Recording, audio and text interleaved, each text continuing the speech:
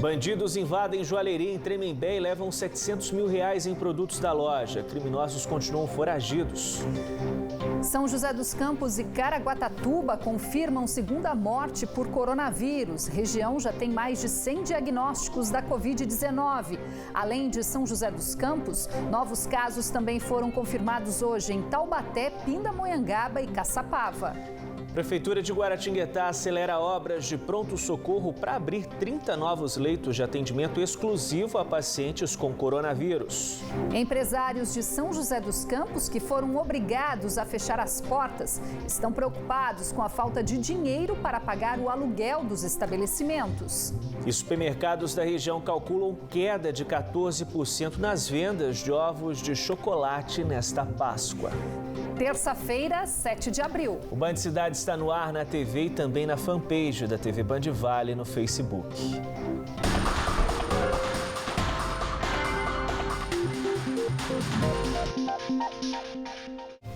Olá, muito boa noite. Boa noite para você. Bandidos invadiram na madrugada de hoje uma joalheria em Tremembé. Em menos de 5 minutos, deixaram para trás um prejuízo de R$700 mil em produtos da loja. Durante a ação, os assaltantes ainda cortaram os cabos das câmeras do circuito de segurança que não puderam registrar nada. Os criminosos fugiram em um carro furtado que foi recuperado esta manhã em Taubaté. Os bandidos deixaram a joalheria destruída e sem praticamente nada nas prateleiras. O vídeo gravado pelo proprietário da loja mostra o desespero dele ao ver o prejuízo causado pelos criminosos. Amor, vai ser fé mesmo, viu, bem? Tô de pé por causa do cheiro do Benjamin. Isso é minha vida, porque eu não era puto. A quadrilha conseguiu levar relógios e peças em ouro e prata. Os produtos estavam avaliados em R$700 mil. Já estava difícil com essa quarentena, né? Já estávamos fechados desde o dia 20 de março. Íamos ficar até dia 23, né? Fechados. E agora vieram e levaram tudo. Ali é um sonho, levaram muitas coisas. Os bandidos chegaram de carro, estacionaram o veículo aqui na frente da loja e abriram a porta usando um pé de cabra. A polícia acredita que os criminosos já tinham experiência nesse tipo de ação, pois foi muito rápida. Durou menos de 5 minutos. O local tem câmeras de segurança, mas os criminosos desligaram o sistema ao entrar na loja. No fim da ação, conseguiram escapar. Pelas testemunhas que estavam nas proximidades, todo o ocorrido durou por cerca de 5 minutos. Então foi uma ação bastante rápida, né? E acabaram se evadindo logo após. No início da tarde, a perícia esteve no local para analisar possíveis rastros deixados pelos bandidos que possam auxiliar nas investigações. A Polícia Militar também faz buscas na região. Enquanto isso, o proprietário da loja pensa em como vai fazer para recomeçar o negócio. Roubaram tudo nosso, né? Mas não roubaram a fé, a esperança, a sede de vencer. Se Deus permitir, a gente vai recomeçar tudo de novo. Vamos, o time nosso tá aí, a gente não vai, se conseguir, né, a gente vai se reerguer de novo, do zero, igual eu já fiz com mochila nas costas, batendo de porta em porta, desde 99, e a gente não vai parar. Nossa, nem no meio de uma pandemia a violência dá uma trégua, né? E São José dos Campos confirmou hoje a segunda morte por coronavírus. A paciente tinha 82 anos e estava internada desde o dia 28 de março em um hospital privado da cidade. 11 mortes ainda são investigadas. A cidade também contabiliza 78 casos confirmados. Durante coletiva de imprensa transmitida pelas redes sociais, a prefeitura também anunciou a ampliação da quarentena até o dia 22 de abril, conforme determinação do Estado. Durante a coletiva, o secretário de Saúde destacou que a ampliação da oferta de testes rápidos, anunciada pelo governo do estado, deve agilizar a partir de agora os diagnósticos de Covid-19 e reforçar a divulgação dos números reais de infectados. A intenção do governador é de subir de 400 testes por dia para 2.500 testes por dia, para que esses números sejam adequados. Nós conseguimos comprar 100 testes do PCR, né, que é o teste mais fiel aí para a gente confirmar ou descartar um teste, de um laboratório privado, que a gente está aplicando nos nossos pacientes internados no Hospital Municipal. Além da prorrogação da quarentena, os termos do decreto municipal publicado em 18 de março também foram mantidos. Com isso, seguem suspensos por tempo indeterminado a realização de eventos públicos e privados, como palestras, simpósios, congressos, confraternizações, cultos, missas e qualquer atividade que resulte em aglomeração de pessoas. O decreto também recomenda o fechamento de cinemas, teatros, museus, escolas, universidades e faculdades, das redes pública e privada, além de academias, até o dia 22 de abril.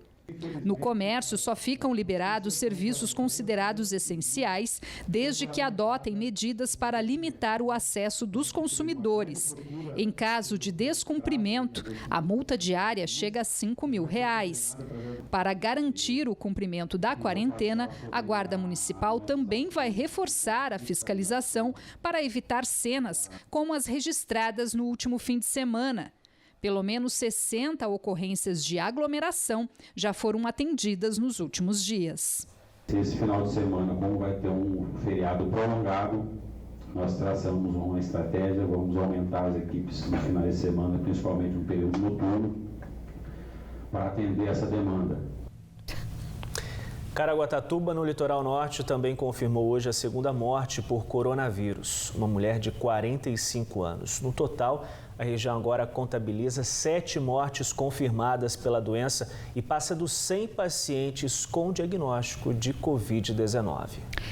E com um caso confirmado e 6 mortes em investigação, em Guaratinguetá, a Prefeitura está acelerando as obras do novo pronto-socorro, que nesse momento será usado como hospital de campanha para atendimento exclusivo de pacientes com suspeita ou diagnóstico confirmado de Covid-19. A expectativa é que os atendimentos comecem no mês que vem. Com isso, o município vai contar com 30 novos leitos para o enfrentamento da doença. O espaço da antiga delegacia e cadeia pública de Guaratinguetá começa a ser transformado em hospital de campanha. A correria aqui é para entregar tudo até o mês que vem. Serão 30 leitos para atender os pacientes com Covid-19. Esse prédio foi cedido pelo governo do estado de São Paulo e nós conseguimos a verba com o governo federal para implantar aqui uma UPA nível 3, que é um pronto-socorro. E ao longo desses 2 anos a gente veio nesses trâmites burocráticos e começamos essa obra nesses últimos meses e objetivamos colocá-la à disposição da Secretaria de Saúde do município como um hospital de campanha, antes de inaugurar como UPA nível 3. Eram contratos que seriam mais lentos, a gente teve que colocar tudo na frente para poder fazer. Então nós estamos com o prazo corrido. Nós vamos terminar, se Deus quiser, no final do mês, começo de maio, mas vai ter que trabalhar sexta, sábado, domingo, feriado, direto, senão a gente não consegue, porque não adianta você pôr mais gente em determinados lugares, você tem que pôr aquilo que comporta o local para trabalhar. Aqui serão atendidos os pacientes com um grau de até média complexidade, ou seja, aqueles casos em que, por exemplo, é preciso ser utilizado o gás oxigênio para o tratamento. Lembrando que todos eles serão encaminhados pelas unidades de saúde da cidade. As estruturas por onde passa o gás já estão prontas. A parte de fora do prédio irá armazenar as bombas de oxigênio e suprimentos. Se o hospital de campanha ficar superlotado, a alternativa é correr com a obra na parte de trás do prédio para ampliar o número de leitos. Vamos ampliar a parte de oxigênio para trás. Eu já chamei a firma para ela começar a puxar já os canos, as coisas para lá, para que, se precisar, vamos supor, a gente não quer que aconteça, daqui a 30 dias, lotou aqui, precisar de mais leito, a gente já ter condições de abrir uma nova ala. Guaratinguetá confirmou nesta terça-feira o primeiro caso de coronavírus. Um morador de 60 anos que está internado. O estado dele é estável. A preocupação na cidade também é com o atendimento de alta complexidade. Guaratinguetá tem 18 leitos de UTI para Covid-19 e atualmente 2 estão ocupados. De acordo com a administração pública, faltam respiradores. Não temos nem verba e nem respirador. E se tiver verba, não vai ter respirador, que está em falta não só aqui no mercado no Brasil, como está em falta no mundo inteiro. Os países todos estão procurando respiradores, não estão encontrando devido ao grande volume de casos de contaminação pelo mundo afora. Então nós temos que procurar, o objetivo principal é evitar a contaminação.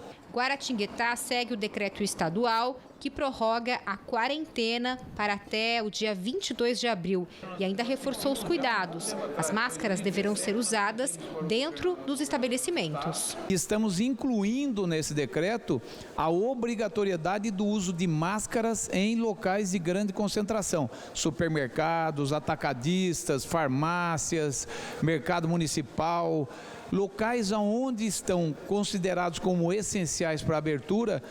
Os estabelecimentos deverão só permitir a entrada do cidadão ao recinto desse local, desde que esteja usando máscaras.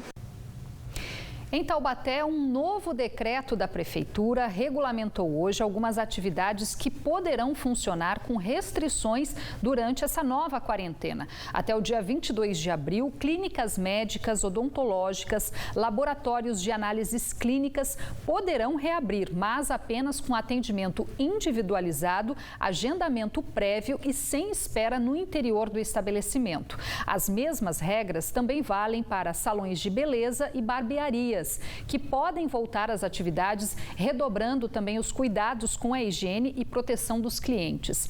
Estacionamentos também estão liberados, assim como bancos, lotéricas e agências dos Correios. No transporte público, os mototaxistas podem voltar a circular e os ônibus só podem circular sem passageiros em pé. Taubaté tem até o momento 7 diagnósticos de Covid-19 e uma morte confirmada e investiga outras 7. Medidas que representam um fôlego, para a economia. Cerca de 80% dos prédios ocupados por donos de estabelecimentos comerciais em São José dos Campos são alugados. Há quase um mês com as portas fechadas, os empresários da cidade estão preocupados com a falta de dinheiro para pagar a locação das lojas. Representantes da Associação Comercial e Industrial de São José dos Campos orientam uma negociação entre inquilino e locador para minimizar os prejuízos. Nos últimos dias, o caixa desta loja de roupas do Jardim Satélite, em São José dos Campos, ficou vazio. O estabelecimento precisou fechar as portas devido às medidas restritivas de combate ao novo coronavírus. Mas, mesmo com a loja fechada, as despesas continuam. E sem vender, fica ainda mais difícil conseguir pagar as contas. O coração se entristece um pouco, Você ter que dar um tempo, mas pensando que é para o bem de todos, Aí a gente achou melhor baixar as portas, e ficar em casa, lá confinadinhos, quietinhos, E está sendo assim a nossa vida hoje em dia. Depois de um início de ano fraco nas vendas, a expectativa da comerciante era de que os negócios melhorassem a partir do mês de março. Mas os casos de Covid-19 interferiram no planejamento da loja. Agora, a única preocupação da empresária é conseguir honrar com as dívidas do estabelecimento, como o aluguel do espaço, que hoje é de R$ 2.800. Honrar os compromissos, mensalmente, com o aluguel, com os impostos, E a minha preocupação maior hoje é o aluguel. Como que nós podemos fazer, que eu vou ter que negociar o meu aluguel, porque eu não vou dar conta de, Nós estamos parados praticamente desde o dia 20, Então não dá para a gente continuar assim, com o mesmo valor, sendo que o faturamento caiu bastante. A verdade é que a Marli não é a única nessa situação. Neste tempo de pandemia do coronavírus, muitos negócios estão sendo afetados com a orientação de que as pessoas permaneçam em casa. A questão é que hoje, mesmo estando de portas fechadas, não há uma lei que prevê a suspensão temporária dos estabelecimentos em situações extremas, como essa que estamos enfrentando. O decreto da Prefeitura de São José dos Campos, que prevê o fechamento de estabelecimentos comerciais, está em vigor desde o dia 23 de março. Desde então, apenas serviços essenciais estão autorizados a funcionar, como supermercados, farmácias e bancos. Hoje, em São José dos Campos, em média, 80% dos estabelecimentos comerciais são alugados. O assessor jurídico da Associação Comercial e Industrial de São José dos Campos aconselha que, nesse momento, o equilíbrio entre as partes pode ser a principal saída. Nesse instante, o ideal é procurar o inquilino, procurar o seu locador e tentar fazer um acordo, suspendendo provisoriamente por 3, 4 meses o aluguel, ou pedindo uma redução, ou na pior das hipóteses, congelando eventual reajuste do contrato. O advogado reforça que este não é o momento para pensar em ações judiciais, já que está em votação na Câmara dos Deputados um projeto para tratar do tema. A medida aprovada pelo Senado na semana passada flexibiliza algumas relações jurídicas relacionadas à locação de imóveis, mas não isenta o pagamento dos valores devidos. Agora, nesse projeto, por exemplo, que foi aprovado no Senado, existe um dispositivo que é possível, se for aprovado dessa forma, pagará pelo menos 20% do aluguel e a diferença será oportunamente adimplida. Tá? Então, por isso que eu acho que o importante é fazer o acordo agora, tá? Porque você dá para fazer um fluxo de caixa a longo prazo. Até porque nós não temos ainda, ninguém tem uma noção exata de quanto esse sistema, essa pandemia vai durar. E ainda hoje no Band Cidade, sacada de prédio vira palco para a violinista de São José dos Campos durante esse período de quarentena. Esse é o Rodrigo Brito. Olha ele aí se aquecendo para a apresentação de logo mais, hein? Agora é 7h05.